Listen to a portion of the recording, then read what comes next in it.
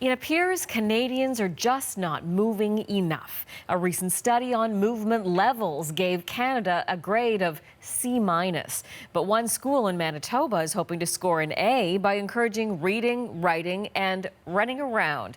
Karen Pauls paid them a visit. The bell rings and students head in from the cold. In many schools, recess and phys ed may be the only activities students get in their day. But these students also get active on their way to class. Hopping, squatting, push-ups, and crawling. Some parts are challenging, some parts are easy. We are very focused on making sure that our kids are learning both numeracy and literacy, but also being mindful of their whole bodies and wellness. If teachers notice students fidgeting, they'll send them out for a couple of rounds, and it seems to be working. It really helps me calm down. Helps me focus.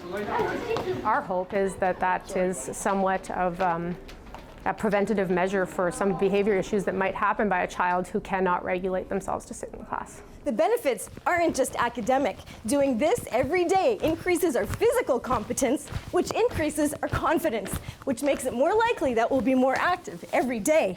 That has social, economic, environmental, and health benefits. Less than 13% of all children and teens meet Canada's 24-hour movement guidelines. What's the right type of movements, and how can we set up these movements in environments like in schools or at workplaces? Dean Creelars has been practicing, researching, and teaching physical literacy for years. He's seeing more buy-in all the time.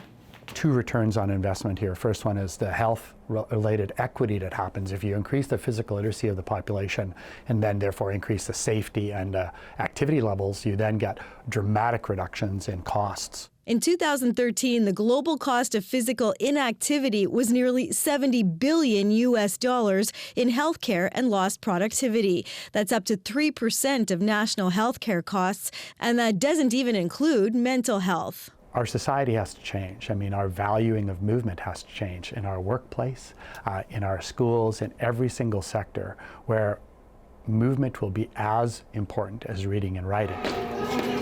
At schools like this, that change has begun. Karen Pauls, CBC News, Roland, Manitoba.